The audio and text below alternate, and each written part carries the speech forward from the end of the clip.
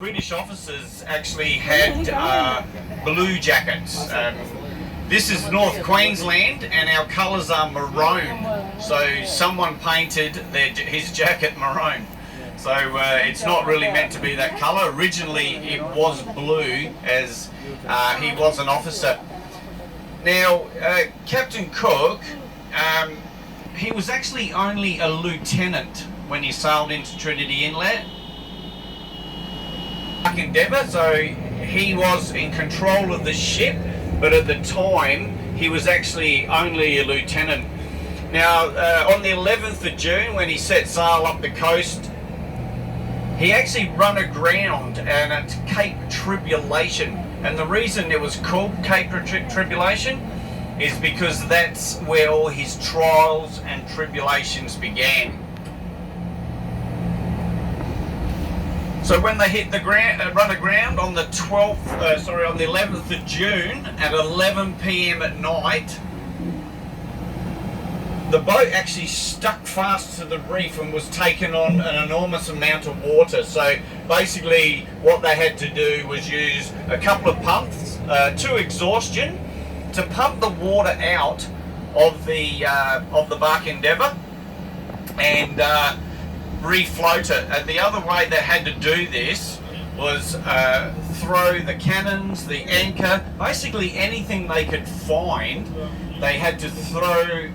Just turn this down a bit. They had to throw overboard. Now the anchor is in Cook off the reef. 6 days later, it limped into Cooktown, or Endeavour River, named after the boat, where they made major repairs for about 6 weeks up there. And as Captain Cook met his demise was in Hawaii. There are people that think he was actually killed. The main Captain Cook Highway that runs north it's actually also been relabelled, or not actually renamed, but relabelled the Great Barrier Reef Drive. And the reason that they did this is purely for tourism, and it runs from Cairns to Cape Tribulation. So we're just going to head out onto the Esplanade now. This Trinity Bay in here, Trinity Inlet down there. And just to the right coming up is the Cairns Base Hospital. It is the largest hospital this far north. Anybody from the communities up north, any of the islands, they all come down to this hospital here. This is the largest one this far north. They're smaller, but this is the largest, and this is the one that they mostly come down to. So if you have a look to the left here, you've got Trinity Bay, and also on the Esplanade, the council have put out a lot of activities, so you can do exercise on here, you can do walking, there's beach volleyball, there's tennis, all along the Esplanade. There's free barbecues, and I think the council do a really good job at keeping it manicured along here. And just to the left there, the helicopter pad, so that's where they bring in patients from over the tablelands and up north.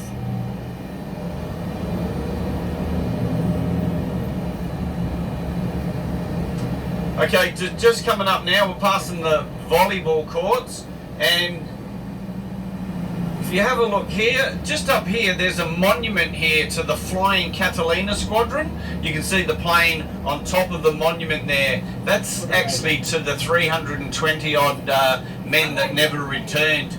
And they were very important from here because they were based in New Guinea as well, and they did a lot of their strategic bombing and also surveillance. Them planes over New Guinea were really a godsend, because out here, about 500 miles, was the Battle of Coral Sea, which was fought over 4 days from May 4th to May the 8th. Now, it was actually the first battle that was not actually, ships did not fire upon each other. They actually, everything was done by aircraft, off of the aircraft carriers. So it was very important, and it was a strategic victory for the Allies. And the reason this is because it actually depleted the Japanese force to the fact they didn't have the planes, so they had to turn back. And also this also